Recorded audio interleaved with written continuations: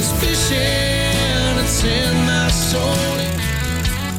Welcome to the Salt Strong Podcast, disrupting fishing entertainment as you know it. Prepare to laugh. Prepare to get to know fishing legends in a whole new and unfiltered way. And on occasion, you might even learn a thing or two about fishing. Here's your host, Joe Simons. Like diamonds. Hello and welcome to the Salt Strong Podcast. Rich Natoli here, back again with another episode, and this one is going to be a little bit different.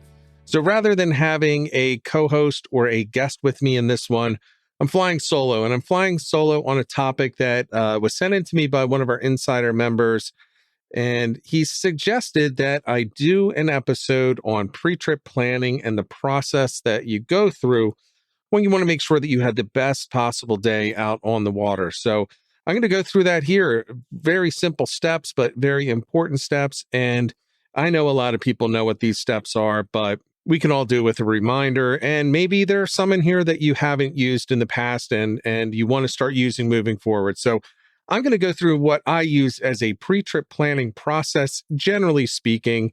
And I'm going to talk specifically about different types of fish or different species of fish, and you can apply this process to anything that you're going out there to look for. So sit back, take it in. I'm going to go through the pre-trip planning process right now. And the way that I'm going to start this is, let's start at the top.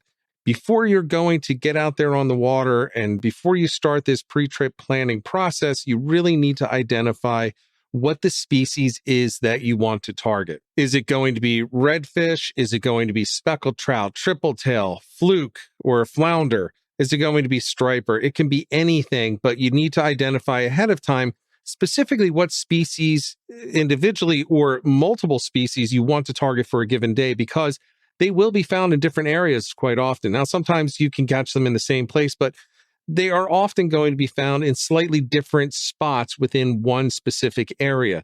So you need to be able to narrow that down. So in this one, I'm going to talk about flounder, and I'm going to use that because that is a very popular fish in the mid-Atlantic where I'm from, but you can catch it really anywhere through the Gulf and all the way up the East Coast of the United States. So we're going to talk a little bit about flounder in this one. So now, once you have this information, what you want to do is start to narrow down the available spots out there. So let's take flounder as an example. You need to think a little bit about the species itself. So in, let's say right now, July, it's the hot summer water. And in that case, knowing the species that I want to target, the flounder, and in my case, the summer flounder, I know that in the hot summer waters, they're going to want some depth. So the higher the water temperature, the more they're going to want to have some depth. And that's for a very, very specific reason. It's that the higher dissolved oxygen levels in the water are going to be located in that cooler water that is down deep. So as the water gets warmer, they'll want to move out of an area that has less depth and into an area that has more depth. They want to get down in that cooler water. It can hold more oxygen. It's better for the fish. It gets them a little bit more active. So you want to find an area that's going to have a little bit of depth to it. The second thing when I'm looking at flounder is they want current. I want to find an area that's going to have some moving water. So flounder are ambush predators. They want to have some depth in an area that will have currents going through. So let's start combining these as we go. We have some depth, and now we need to add some current. The currents are going to move their food source through a specific area. It will push the mud minnows, the spot, the croakers, the shiners, as well as pretty much any other forage that's in the water that they could eat. It could push shrimp. It can wash crabs from the marshes, lots of things. Whatever they're going to eat, the current is going to funnel that, or at least push and direct this specific bait fish into a particular area. So they want to have that current. The current really acts like a food delivery system or a conveyor belt for a species like a flounder, which is, when you really think about it, it's probably the perfect ambush predator that's out there for the ones that we're typically targeting when we're inshore. It's really going to take that ambush predator and it brings it to the next level. It's going to be down in the sand. It will often flip the sand up over itself, over its fins, and it will lie down there just looking straight up, looking for the food to be pushed into the area where it's targeting its prey. So you want to have the current coming through that depth, and then you have to have structure. So structure is important for multiple reasons. So again, they're ambush predators, and if they can have something to hide near or even in, and a type of structure that will do that, like a wreck, it could be a rock, it could be anything like that, that's going to be something that they're looking for. So really, comes down to depth, current, and structure. Now, if we talk a little bit more about structure, structure is also important, not only because it gives them something to hide near or hide in, but it also takes the currents that are pushing the bait already and it redirects it. So you could have a broad channel with a current flowing through it, and it could be a half a mile wide. It could be 500 yards wide. So the current is rushing down through a channel, but the structure underwater is going to redirect those currents down near the bottom, which is where these flounder are sitting. So quite often what will happen is you'll have this big current coming down a channel and it'll hit the structure, it'll redirect the flow of water, and it will redirect the bait fish that are in the water, and it'll form sort of like a funnel for the bait, and it'll push it into an even more predictable area. If you can find an area like this, this is going to be the area that's a prime area for the flounder to set up an ambush. And the better that structure, the more consistent that flow of bait into an area, or the better that funnel that is created from that structure, the more likely that you are to find the better quality fish too. So the larger fish are going to be hiding in those better areas. So if you're out there on the water and you're flounder fishing, as an example, quite often you'll get into an area where you're catching just fish after fish after fish, but they're not very big fish. They're not what you would call quality fish. They're not quite what you're looking for. They may not even be keeper size. Those are often more the flatter areas with less structure. They kind of get pushed out of these prime areas that have the depth, the current, and the structure in the summer, and they start moving out. The big ones are in there, and they're pushing the smaller ones out into the flatter channel areas with less structure. So structure is very important. So again, some depth in the summer, generally speaking. You want the depths for that higher dissolved oxygen. You want the current to push that bait into a predictable area around structure, which further funnels it into a more specific area. And that's where they're going to set up their ambush. That's where they're going to be feeding. Now, much of this process that I just went through is pretty well instantaneous if you know the species that you're going to go out on the water to target. If you know them, then you'll be able to do this in your head really within seconds. You don't have to go through this whole process that I went through. I just know, look, these are the three things that I'm basically looking for when I'm going to go out and target a flounder. You do the same thing for redfish, do the same thing for speckled trout, do the same thing for triple tail. That's what you want to do. You go through this process in your head, nearly instantaneous, and you know, okay, these are the types of things that I want to find. Now, the next step is you also want to learn a little bit about the baits that are in the area. So you want to know, are the mullet pushing in? Are the shrimp emerging from the marshes? Is there menhaden schooling if you're targeting striped bass or some of the larger species? What about the specifics of the species in your area? Not just what's going on right now, but what are the annual patterns? When do they migrate? When do they spawn? Where do they spawn? If you are looking at perhaps grass shrimp in your area and you know they're on the move every spring between April and May, perhaps that's a time where you want to have grass shrimp or shrimp patterns out there. So either the actual natural baits, or you want to have a pattern that's going to mimic those. So those are the things that you want to know. Again, you don't have to go so far into the baits to get started, but I do always recommend to people that it really makes your pre-trip planning a lot easier if you go through and you kind of do a little bit of study or a little bit of research on the baits that are native to the area that you're fishing, and try to figure out what their annual patterns are, how they tend to behave given certain conditions or times of the year. Now, I can go on forever in this, but I don't want to do that. Let's go on to the next step. The next step that I'm going to say is know the weather and the conditions. So the wind direction and the weather, they're going to have pretty much a profound impact on where you're going to go. So the wind direction, it can push bait, right? It can change the current strength. It can impact drift speed. It can make for a miserable day for you on the water in so many different ways. Wind versus tide when drifting, pushing you into a bank or towards a dock when you're out there trying to fish.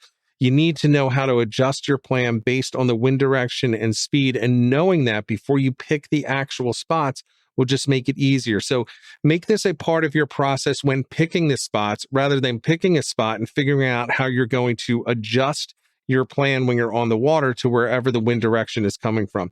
The spots itself will change depending on the direction and the speed of the wind. Now, the weather itself is always important. And, quite often we think about it from our own perspective as the fisherman. So I don't necessarily want to be out there when it's 20 degrees. I don't necessarily want to be out there when it's 105 degrees with 80% humidity, like our Florida friends are fishing in probably today, or our Texas friends are probably fishing in today. But you want to take a look at it. Is it sunny? on a cold day? If it is, perhaps you'd be looking in a shallow area where the sun will warm the water a little bit. Is the wind blowing hard from the east on a hot day? Well, maybe in that case, you head to the eastern shore and you fish the wind protected shoreline where the water really shouldn't be quite as hot. Once you have that heat exchange or that heat transfer, you want to have something on a hot day and hot water. You want to have something that is not getting blown by the wind. You don't want any more of that wind that's hotter than the water getting into the water. So you want something that doesn't have any riffles on the top or any wind hitting it. So you look for the wind protected shorelines. Now, what about rain? Right, we're talking saltwater fishing. And let's go back to the summer flounder that I'm talking about in this example. Southern or summer flounder can be really sensitive to the changes in water salinity. So what if we're coming off torrential rains for the past several days, which we've had over the past week in my area? Well, in that case, it is possible that influx of all that fresh water running off and into the backwaters will actually drop the salinity of the water deep in the back, and that will cause the summer flounder to move closer to the inlets. They really want the higher salinity waters.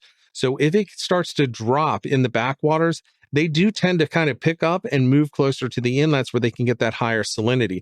Now, I almost said southern flounder. Well, southern flounder, they can kind of take it or leave it. Just as an example, they can really tolerate more of the fresh water than the summer flounder. They're much more tolerant, so they won't necessarily push as far. If you're fishing for Gulf flounder, they probably don't care. They're good in pretty much pure fresh for a certain period of time, all the way out into the brackish and into the salt. So you have less to worry about there. But in my case with the summer flounder, if it's coming off a period of really strong rains, heavy rains with flooding or anything like that, I tend to push closer to the inlets because that's where the summer flounder are going to go in order to get that higher salinity in the water.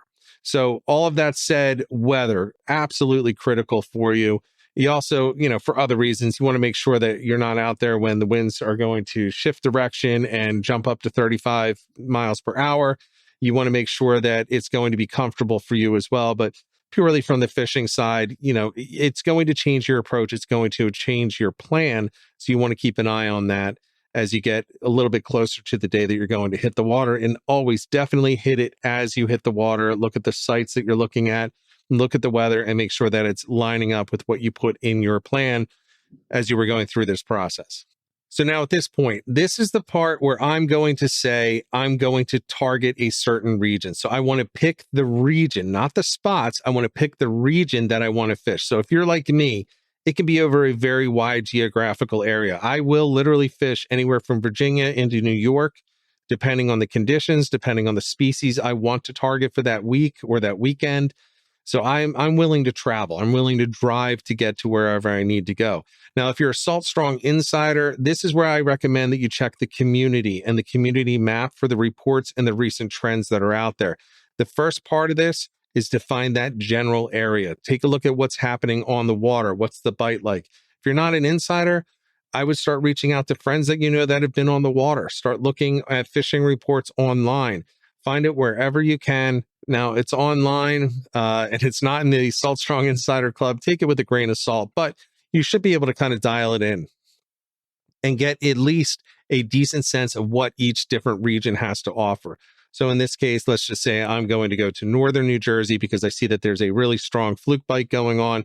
I've kind of narrowed it down a little bit.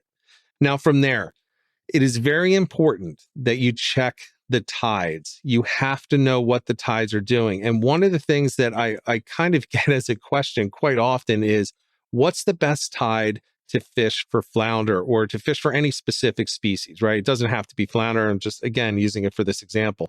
When is better? Is it incoming? Is it outgoing? What about slack tide? What's the best time for me to hit the water? Well, I'm going to tell you right now, generally speaking, it's not necessarily the tide cycle or incoming versus outgoing. Yes, there are certain advantages to each. Slack tide, I'm going to say this for flounder. I already mentioned you want a current. So if it's slack tide, you don't have a current, and you can get some nice fish at slack tide. I wouldn't say stop fishing. However, I would be a little bit cautious about your expectations at that point of time because the current's not flowing in a predictable direction. You don't know exactly which direction the current is pushing the bait fish. It could, almost be slack, very little movement. And the flounder are not necessarily going to be actively feeding because they're not expecting things to come by at that point. So with that said, you want to know, is it incoming, outgoing, and when is slack tide during the day? Now, the direction of the current is really the important thing that I'm looking at right now, because again, I'm trying to choose the spots I'm going to in this pre-trip plan. So it's really the direction of the current that's going to inform you on the structure that you actually want to fish, because structure is not going to perform the same on incoming as outgoing in the vast majority of places. I would even say it's over 99% of the spots will perform differently on incoming versus outgoing tide, which means there are most spots where you won't want to go out there and fish for a fluke or a flounder on incoming and outgoing in the same exact spot. You're often going to want to switch because the direction that the current is going, the structure is going to interact differently with the current. It's going to set up differently. It won't funnel bait as well in one direction versus the other. So it just becomes a less desirable place for these larger fish to set up their ambush and to get their food. It's not going to be as easy, let's say, on the outgoing as it is on the incoming for that fish to feed. So it won't necessarily stay there. It won't necessarily move a mile either, but it'll move from that specific spot and into another one closer by or close by that's going to give it better features and better chances of picking up that bait or that food that's coming through the water, and it cause them to expend less calories chasing it. All right, so we've taken a look at the tides. Now, at this point, I have the general area. I've narrowed it down based upon the area that I think I want to go. I've looked at the tides. I have an understanding of the types of structures, the direction the current's going to go. I know the direction that the wind is supposed to go. So I get the general area. And look, let's be honest. One of the things that you have to do at this point is look for public access to the water, right? So you need to know, is there a boat ramp anywhere around here? Is there public access for shore fishing if you're fishing from land? Are there kayak launches? Even take a step further. Do I have to pay for any of these? Or is it a free launch? Is there free parking? All of those things. Those are important things for you to look at. And this right here, once I get to this point, and I say, in this case, okay, I'm going to launch from Atlantic Highlands in northern New Jersey, targeting fluke. I know it's going to be incoming when I get there. I know the wind direction is going to be coming from the west. I know the temperature. I know that it's going to be bright sun, bluebird day. Now I'm at that spot where I say, okay, I'm now going to look for specific spots around this kayak launch in Atlantic Highlands in New Jersey. And I start looking for the spots that fit the criteria that I outlined at the very beginning of this. So I want some depth, I want some current, and I want some structure. And now I know the direction the wind is going, so I know what my drift will look like. I now know the weather conditions. So not only the wind direction, but I know the weather. It's going to be clear. So maybe I'm going to start using some lighter color baits. So something that's a white or a pearl or a pink, something like that. So I now have those weather conditions factoring in. I know it hasn't rained, so I don't have to worry about staying really close to inlets. And then at this point, I take the currents on the incoming and the outgoing tide. I know the direction that they're going to be going versus the wind. And I start to look for the structure that I believe is going to funnel that bait into a predictable area and offer the structure and cover for the ambush predator flounder to get a successful, easy feeding in that spot. And that is the spot that I'm going to highlight in my mind, or I'm going to put on my fish finder, or I'm going to plug it into my phone, which is what I typically do. And I'm going to say, okay, here's spot A, here's spot B, here's C, and here's D. And depending on how long I'm going to be on the water, I could go all the way to Z. I mean, I could have 30, 40 spots picked out. In reality, I don't expect to go to more than 3, 4, or 5 for a 4-hour trip. And if I'm out there for 8 to 10 hours, which I quite often am, I may have 8 to 10 spots. And then I'll have some emergency, what I call Hail Mary spots, that if my plan is totally wrong, they're totally different criteria than when I initially set up when I started the pre-trip planning. That's the Hail Mary. That's the I just got to get something type of spot. Now, at this point, I have the list of spots. I know where I should be going. I know the area that I'm going to. I know the launch that I'm using. I know the tides that I'm fishing. And at this point, again, Salt Strong Insiders, For you, jump back into the community and take a look at those reports that were on the community map. Take a look at the posts that people are putting in the community and start looking for the tactics that you want to employ when you're at each spot. So what baits and what lures are producing? Is it a slam shady today in the 3-inch size? Is it a bomber at a 5-inch size? Are people using power prawns to catch redfish? Are they using power prawn juniors to catch these fluke? Are they jigging it off the bottom? Are they using vertical jigging? Are they casting out and retrieving? Those are the types of things that you want to look at when you're going through the community and looking at these fishing reports. And it's included in most of the reports that are going up into the community every couple of minutes. Also, take a look. What time of day is the most active bite over the past week? What depths are they biting in? Are there specific colors that are working? You know, it might be a dark day with a lot of cloud cover. In that case, you might be going with a darker color. So you're looking at something like a gold digger, perhaps, and you want to know that type of thing ahead of time. One thing to say, so that's your plan, right? So that's what you're going to do. You have your 3, 5, 10 spots all picked out for the day. You know where you're launching. Hopefully you've put it in your mind, the path that you're going to do. So I'm going to hit this one first, then I'm going to go to this one, then this one, then this one, so on and so forth. I personally like to try to put them in a line. So I try to do them in a line because, again, I'm in a kayak, so I want to go from one to the other, and I don't want to be skipping over and returning and going back against the current. If you're in a boat, that's not necessarily an issue for you. If you're on land, it's a big issue. You want to make sure that you can get in the most efficient way to every single spot that you're going, because you're going to be walking to them. So have that plan ready, know your path that you want to hit. And the most important thing is you have your plan now. You've hit the water. You're about to execute on that plan. Now, this is huge. Do not be afraid to adjust the plan when you're on the water. So when you hit that water, you ask yourself, is the weather as it was predicted? Did anything change? If it did, do I need to adjust my plan? Is the water clarity, as an example, as I expected it to be? There was no rain the past 5 days. It should be clear. So why is it murky now when I get on the water? If it's murky, something might change. And in this case, what might change is the bait that you're using. Maybe you have to go to natural or cut baits. Maybe you have to add more scent to your lures, or maybe you need to use darker lures like a gold digger, a black, a blurple, something like that, in order for it to stand out better when it's down in that murk underneath the surface of the water. And then the other one is, are the fish just not where you thought they would be? If they're not there, don't be afraid to move. Pick up and move. Give each spot its due time. Work through it. And if you're sure they're not there or they're not biting, you know they're there, but they're not biting, move on to the next spot. You have to be willing to move. And once you get lazy, and this is something that I actually struggle with, I tend to stick to spots much longer than I should, or much shorter periods of time than I should. I have to kind of force myself to adhere to the plan that I made. And that's one of the benefits of the plan. I just go according to the plan, and I'd say to myself, no, I said I'd stay here another 10 minutes. I'm going to stay here another 10 minutes. Or I said I'd only stay here 25 minutes. I'm here for 35. I need to get out. And I use that to kind of inspire me to move to the next spot. So look, be flexible when you're on the water. Be prepared to move. Be prepared to change things up. Don't get down in your confidence. Just say, look, things aren't the way that I thought it was. I have to move on. And if things are just not working out, nothing is as it was expected, take a couple of minutes. This entire process is not going to take you very long, especially after you do it a couple of minutes.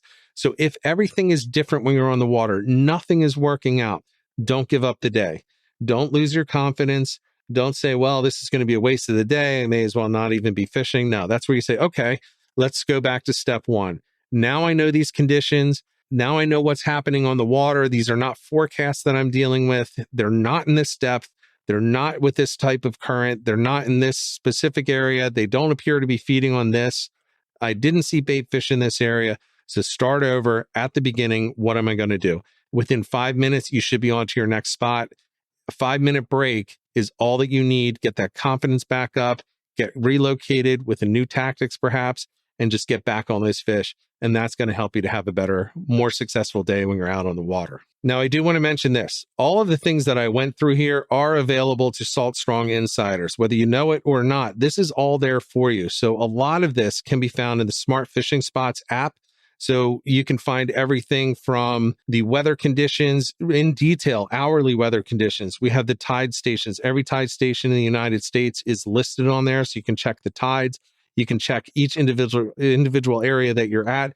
Many of the areas are already populated with local boat ramps, so you can take a look at that if you need to find a spot to launch your boat. There's satellite maps in Google and Bing and high res even. If you want to take a 4K look at things, if you want to see the depths, there's a layer in there called 3D shading, and there's one in there that will give you a sonar chart on top of that, and you can take a look at the depths in the area as well. So if you want to do that and you really want to take a look at what a specific area has to offer for you, Smart Fishing Spots is going to do it. Just take a look at the marine chart if you want to have the specific depths in every area, and you can go through and do all of that. And when you're on the water, if you see clouds, you can also bring out the weather radar and you can see, is that storm going to hit you? Is it going to miss you? Do you need to get off the water, or is it a false alarm? So all of that is available to you. As I mentioned, the community is available to you.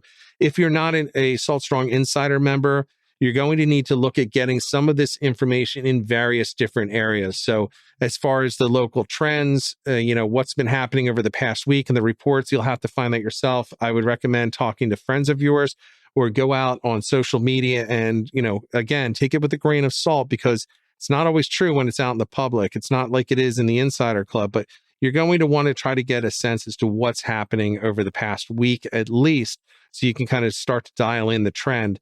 And as far as the weather apps, look at Windy, Wind Finder, look at the Weather Channel. You can look at NOAA if you want to take a look at some of the different conditions out on the water. Tide charts, just Google tide charts. They're all different.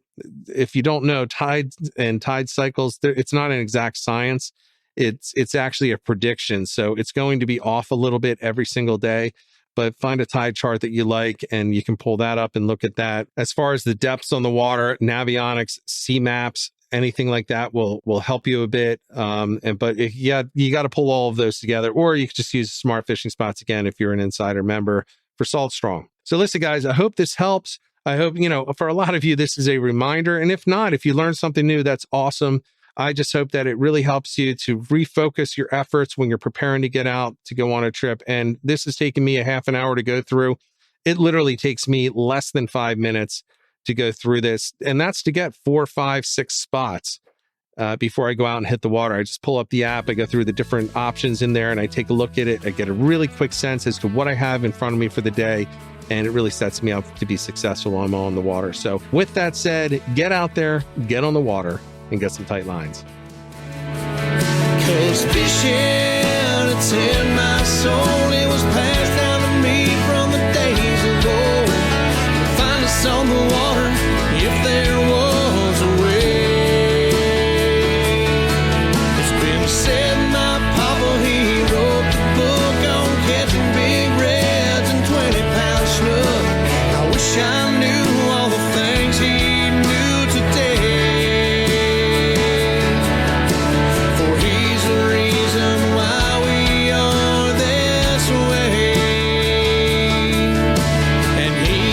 Fishing in her soul.